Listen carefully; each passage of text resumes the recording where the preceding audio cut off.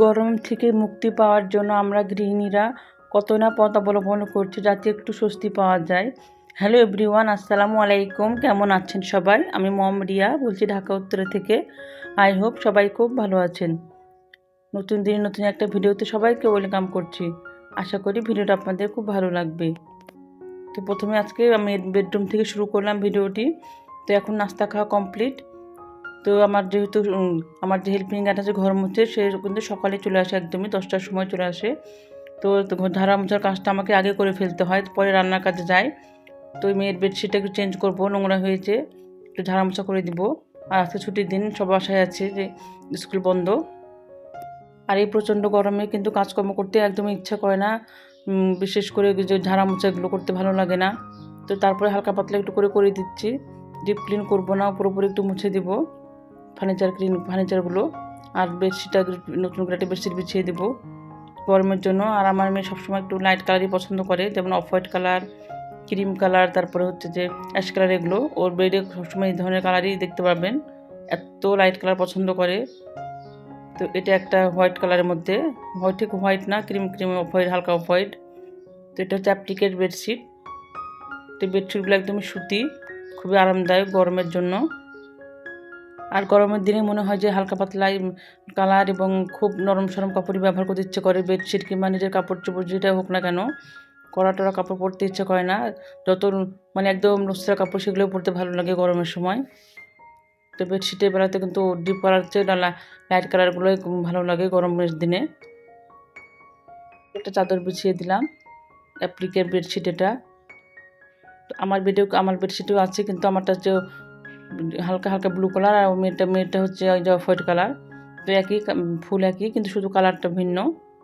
আর এগুলো আমি কক্সবাজার থেকে, সিতাইয়া থেকে নিয়েছিলাম, হিমছড়ি থেকে। তখন কিন্তু করোনার পর আমরা গিয়েছিলাম কক্সবাজারে তখন। তো অনেক সস্তায় পেয়েছিলাম এই বেডশিটগুলো। দুটো পিলো কভারও আছে, এবং পিলো কভারগুলো বেশ বড়, আর বেডশিটগুলো বেশ বড়, কিং সাইজের, অনেক বড় বড়। আর এগুলো হাতের কাজ করা, অ্যাপ্লিক করা, এগুলো বালিশেও করা আছে, বালিশের কাভারেও। আর এই গরমে, একে তো গরমের দিন, জানালা দরজা খুলে রাখতে হবে, তারপরে দেখা যায় যে চারিপাশ থেকে এসির বাতাস গরম এসে রুমটা খুব গরম হয়ে যায়। চারিদিকে শুধু এসি, তা বাতাস আসে। আমার মেয়ের বেডরুমটা কিন্তু আগে অনেক ঠান্ডা ছিল। তো এই যে পাশের বাসায় বিল্ডিংয়ে এসে গরম বাতাস এতটা আসে যে দরজাটা খোলা যায় না, বেলকুনি দরজা, প্রচণ্ড গরম বাতাস আসে, যার রুমটা একদম গরম হয়ে যায়।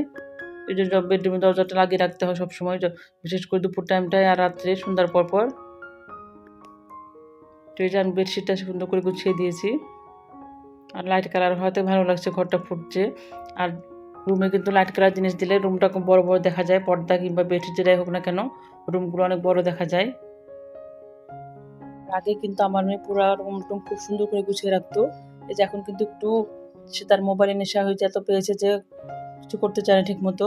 তার আগে ছোটোবেলাতে কিন্তু রুমে হাত দিতে হতো আমাকে কোনো সময়, যে বিছানার টেবিলটা এলোমেলো করে রেখেছে। তো সেটা একটু গুছিয়ে দিচ্ছি। মন চাইলে অনেক সময় গুছিয়ে রাখে, আগে তো একদম পুরোপুরি সবসময় গুছিয়ে রাখতো। এখন দেখা যায় যে মন চাইবে তখন গুছাবে। আর ওদের দুই ভাই বোনের পড়ার টেবিল যখন ওরা স্কুলে চলে যায়, তখন আমি গুছিয়ে দিই একটু করে। বই খাতা এলোমেলো করে রেখে যায়, তখন আমি একটু গুছিয়ে দিই, আর একটু ক্লিনও করে দিই। চারিদিকে শুধু ব্যাগ ঝুলিয়ে রাখে, বলি যে ধুলাবালি পরে নষ্ট হবে, ব্যাগে ড্রয়ারে ভরে রাখো, তা না। ওখানে সব জায়গায় ব্যাগগুলো ছড়িয়ে ছিটিয়ে রাখে, কোচিংয়ের ব্যাগ, স্কুল ব্যাগ, এই ব্যাগ সেই ব্যাগ, সব কিছুই এভাবে করে রেখে দেয়। আর মেয়ের পড়ার টেবিলটা আমি খুব ছোটোই কিনে দিয়েছিলাম। তো ছেলেরটা কিন্তু অর্ডার দিয়ে বানিয়ে নিয়েছিলাম খুব সুন্দর করে।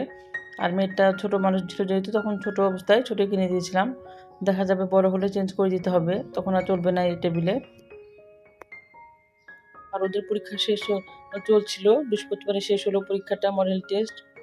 তো আজকে যেহেতু ছুটির দিন, তো এখন 2 দিন ছুটি আছে। এখন কিন্তু সে বই খাতা একদমই হাত দিচ্ছে না পরীক্ষা শেষের জন্য, পড়ালেখায় তার কোনো ইয়ে নাই। তো এখন পর্যন্ত যারা আমার ভিডিওটি দেখছেন, যদি ভালো লেগে থাকে তো একটা লাইক দিয়ে প্লিজ ভিডিওটা কন্টিনিউ করতে পারেন। আর যদি বেশি ভালো লেগে থাকে তো আমার চ্যানেলটি সাবস্ক্রাইব করে দিতে পারেন। আশা করি আপনাদের ভালো লাগবে। এই প্রচণ্ড গরমে ঘরের কাজ তো যাই হোক করে করা যাচ্ছে, কিন্তু কিচেনে কিন্তু গেলে পারে একদমই টেকা যাচ্ছে না, এতটা গরম। চুলা জ্বালালে তো আরও থাকা যায় না কিচেনে। প্রচণ্ড গরমে খুবই রান্না করতে কষ্ট হচ্ছে সবারই এই গরমের কারণে। মনে হয় যে যাই তাই রান্না করে তাড়াতাড়ি বের হতে পারলে বাচ্চা কিচেন থেকে, এমন অবস্থা। তো এই তো হালকা পাতলাভাবে মোছামুছি করে দিলাম বেডরুমটা, মেয়ের টেবিলটাও মুছে দিলাম, আর অন্যান্য ফার্নিচারগুলো মুছে দিয়েছি, ওয়ার্ড্রোব সব কিছু অফ ক্যামেরায়। তো যে যেখানে সেখানে ব্যাগ ঝুলে ঝুলে রাখে আমার মেয়ে, প্রতিটা জায়গায় জায়গায়।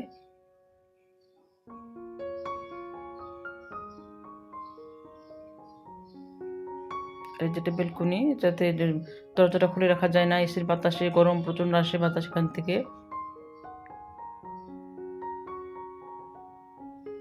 আগে কিন্তু আমার বাসা অনেক ঠান্ডা ছিল, এখন চারিদিক থেকে এসির বাতাস এসে এসে এতটা গরম হয়ে লাগে যে কি আর বলবো। ডাইনিং স্পেসের গাছগুলো দেখা যাচ্ছে কেমন হয়ে যাচ্ছে গরম বাতাসের কারণে।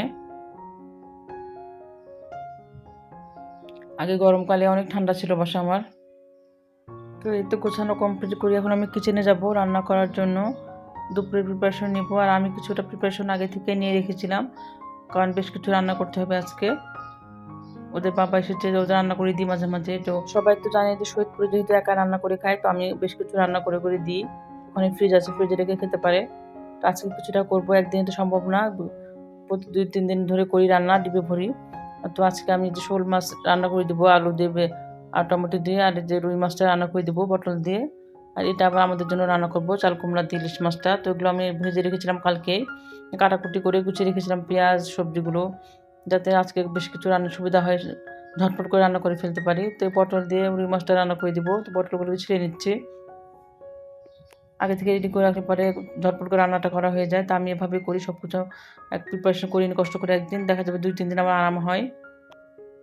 সবজিগুলো কেটে কেটে রেখে দিই, বক্স থেকে কেটে রাখি, বেটেও রাখি, কারণ পেঁয়াজ যদি রেডি করা থাকে মনে হয় যে রান্নার কাজ অর্ধেকটা হয়ে যায়, তাই আমার কাছে মনে হয়।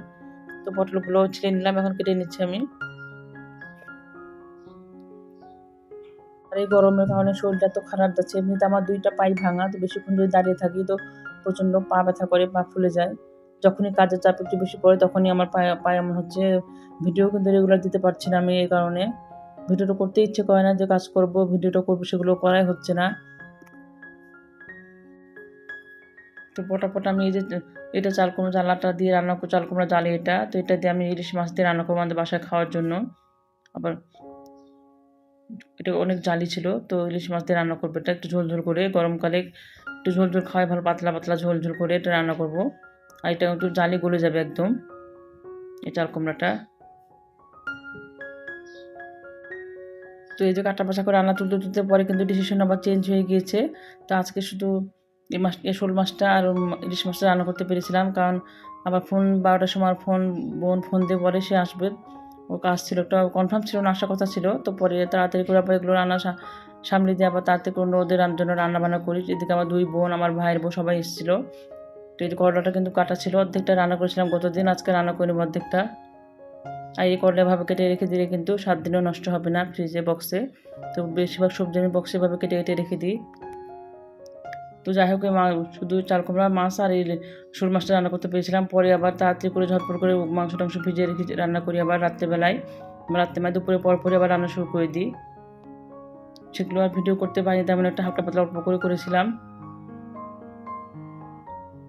একে তো প্রচণ্ড গরম, তারপর মনে যাচ্ছে না যে ভিডিও করি, আর ভিডিও করতে গেলে কিন্তু রান্না বান্না করতে অনেকটা দেরি হয়ে যায়। তো আমি যেহেতু খুব ঝটপটভাবে রান্না করেছি সেই জন্য অতটা ভিডিও করিনি, হালকা পাতলা একটু করেছি। তো অনেক কিছু রান্না করেছিলাম, সেগুলো করতে পারিনি, পুডিং টুডি বানিয়েছি, চটপটি সবই করেছিলাম।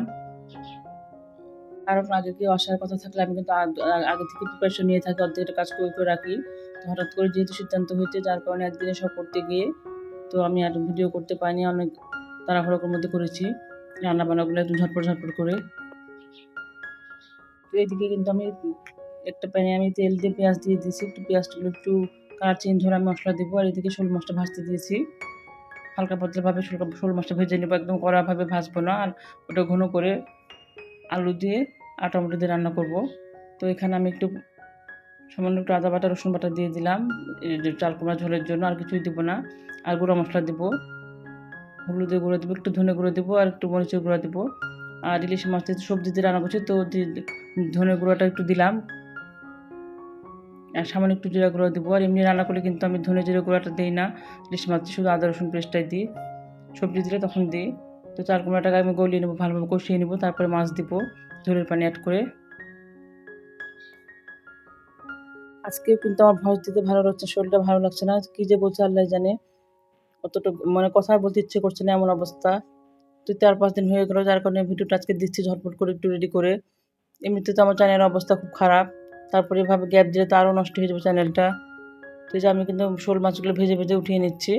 তো এখানে 10 পিস আছে, সবগুলো রান্না করে দেবো আপনাদের ভাইয়ের জন্য। আর আমাদের বাসায় আমি যেহেতু খাই না শোল মাছ, বাচ্চারাও খায় না, তো সবই রান্না করে দিচ্ছি। আর এগুলো আমাদের পুকুরের মাছ, বাসা থেকে পাঠিয়েছিল।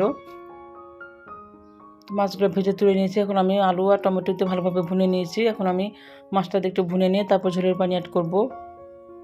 আর এটা একদম ঘন ঘন থাকবে, একদম পাতলা ঝোল থাকবে না, একটু ঘন ঘন থাকবে শোল মাছটা। আর এভাবে মশলার সাথে মাছটাকে ভুনে নিলে তাহলে মশলাটা মাছের ভিতরে যায়, খুব মাছটা ভালো লাগে খেতে। আমি এভাবে মশলার সাথে ভুনে নিয়ে আলুটাকে কিন্তু খুব ভালোভাবে আমি কষিয়ে নিয়েছিলাম, অনেকটা গলে গিয়েছে আলু। আর টমেটোটা তার আগে গলে নিই আমি মশলার সঙ্গে, তার ঝোলটা অনেক গাঢ় হয়। তার এদিকে আমি এখন ইলিশ মাছটা দিয়ে দিব এর ভিতরে। ঝোলটা চাল কুমড়াতে ঝোল দিয়ে পানি দিয়েছিলাম, মাছ চাল কুমড়াতে অনেকটা গলে এসেছে। এখন আমি ইলিশ মাছটা দিয়ে দিচ্ছি, দিয়ে এটা আর একটু ঝোল কমলে নামাবো আমি। খুব বেশি শুকনো করবো না, একটু ঝোল ঝোল থাকবে এটা। আর চাল কুমড়া দিয়ে ইলিশ মাছের ঝোল খেতে কিন্তু ভালো লাগে গরমকালে, খারাপ লাগে না। যদি চাল কুমড়া জালি থাকে অনেক, তাহলে টেস্ট লাগে বেশি খেতে। তো এই চাল কুমড়াটা কিন্তু অনেক জ্বালা ছিল, একদমই গলে গিয়েছিল। তো এটাতে আমি এখন ঝোলের পানি দিয়ে দেবো, যে ঝোলের পানি দিয়ে দিলাম। তো এটা খুব বেশি ঝোল করবো না, মাখামাখাতে আমার ঘন ঘন থাকবে, একদম শুকনো না মানে একদম পাতলা ঝোল থাকবে না, একটা গাঢ় ঝোল থাকবে এটাতে। তো আজ এ পর্যন্ত, দেখা হবে নেক্সট কোনো ভিডিওতে। ততক্ষণ পর্যন্ত